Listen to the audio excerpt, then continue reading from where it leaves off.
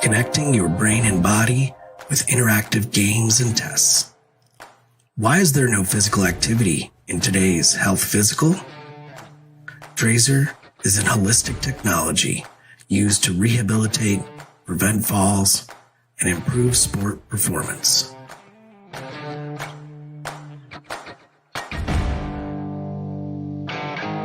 Trazer reports provide you, your clinician, your physical therapist, or athletic trainer objective data to make decisions on your health and performance over time.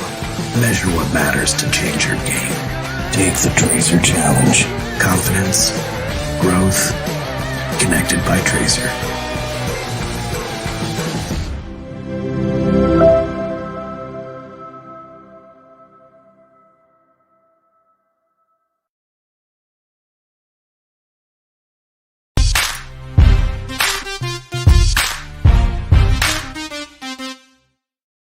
What's going on, everybody? The Magic Expected with your man, Eric Wilson.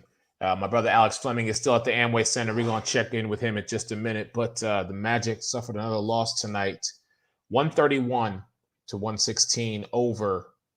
they lost, to the Washington Wizards. Alex mentioned it at the halftime report. Russell Westbrook, triple-double alert. He finished with 23, 14, and 16. Terrence Ross, lead man of the night, 24 points for the Orlando Magic. Let me go ahead and get Alex in here to provide just another perspective. What's going on, man? How are you? Man, I've been jumping from show to show. I mean, I feel like Tina Turner private dancer. Do what you want me to do. So talk to me about this, man. The game, it just seems like, the Magic tried to make a run in the third quarter to bring themselves back or at least make this a game. But then the fourth quarter, it just appeared as though, Brody was Brody. No one's around me. Bro, I mean, he was already in monster mode. We talked about this at halftime. He was damn near already there. Bradley Beal, pick and pop, outside shooting. When you shoot 50% from the field, let alone the three-point line, it's kind of hard to guard. This team is young. No more Vooch. No more Aaron Gordon, no more Fournier. So guess who the senior on this team is? Terrence Ross. Yeah. Jonathan Isaac is still in rehab. Ross is playing. I got to speak with Mr. Ross, and I asked him, how's it feel to be not necessarily a leader, but the go-to guy when it comes to questions. And he's like, I'm here for guidance. I'm here to tell them, what path to go, but we're all professionals. But yes, it is upon me to let them know what the expectations are and what the coaches expect of them. And as far as Brody is concerned, I got to speak with Cole Anthony. He's like, that man is an animal. Anybody saying that he's burnt or used up or outplayed, they're not watching basketball and they don't know basketball. He's quick off the dribble. He's aggressive down low on the boards. His shot's better than what you keep him for, and he has excellent court vision. Cole Anthony is like, Russell Westbrook is a future Hall of Famer. And I'd like to agree with him. Tell me something I don't already know. I've seen this man up close and personal. You and I have had the pleasure of trying to interview him when him and the Beard were together in Houston. But if memory serves me correct, he pawned that off on James Harden that night, and James was the one answering questions. So, talk to me about Cliff. What did Cliff say in the postgame? Cliff wasn't happy with the transition defense. Imagine that. I think we talked about that. He said that this team's got to get tougher. Now, obviously, it's a young team, but third quarter and fourth quarter killed them. Rebounds. They got out-rebounded. How many times have we talked about that? Well, actually, wait a minute now. Wait a minute. Not tonight they didn't, because I'm looking at the numbers here. Offensive rebounds, 11-6 in favor of the Orlando Magic. Yes. Rebounding, 39-37 in favor of the Orlando Magic. So most of those rebounds, sir, were in the second half because they were already down. Okay. Well, all right. Speaking of that, I wanted to ask you, because I saw Mo Bamba had 19 points tonight. When did that happen? He exploded. I mean, Mo Bamba's probably the best three-point shooter they have next to Ross. I don't know if that's a good or a bad thing. I see a lot of issues with the roster after the NBA draft. Feel me on this one. Sure. Isaac comes back. Okay. He's traditionally the 4, okay? You have Chuma Okeke currently playing the 4. Chuma's going to have to move to the number 3, making Isaac the number 4. I like Wendell Carter Jr., but if you're the second or third pick, how in the hell are you going to pass up on Mobley? I don't think you can. I truly don't think you can. Now, you could get Suggs, but how many guards do you need on the roster? Because you already have 5. But you lost Evan. Okay, you lost Evan Fournier. Cole Anthony is starting to come into his own, and we hope that he will continue to progress and not regress.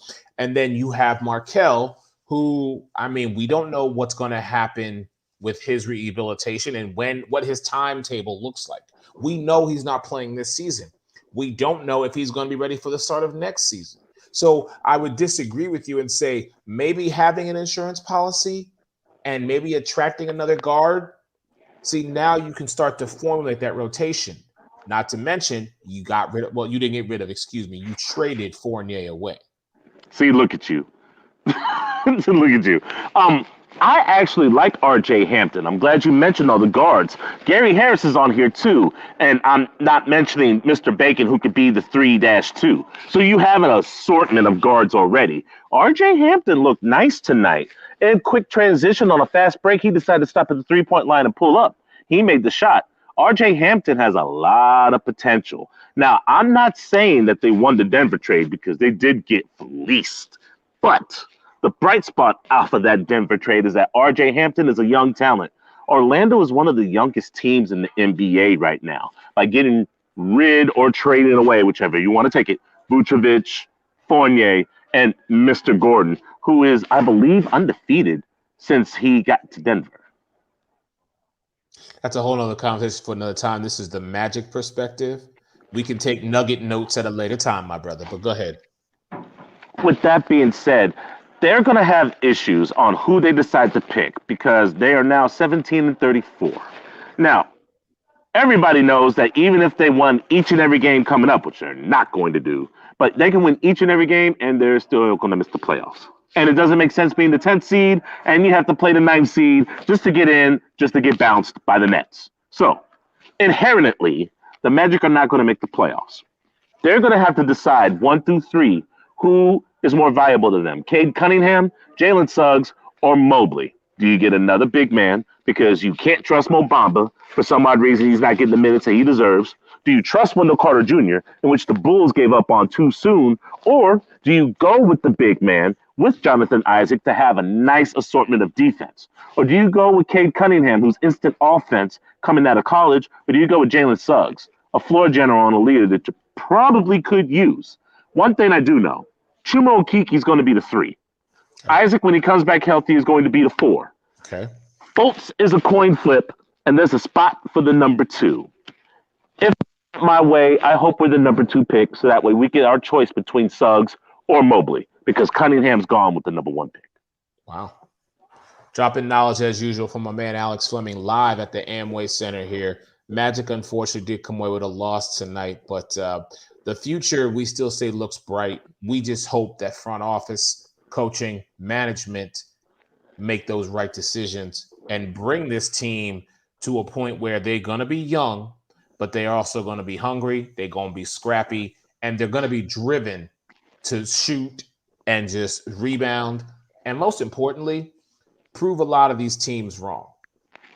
One last thing before we part tonight. It's a 4-game homestand. They just lost to Washington, who scored 131 points, by the way. Bradley Beal, 28 points on a nice and quiet night. They get Indiana on Friday, who's teeter-tottering in the playoffs, but they're not looking that good. And they get to play another former player there's in Domantas Sabonis.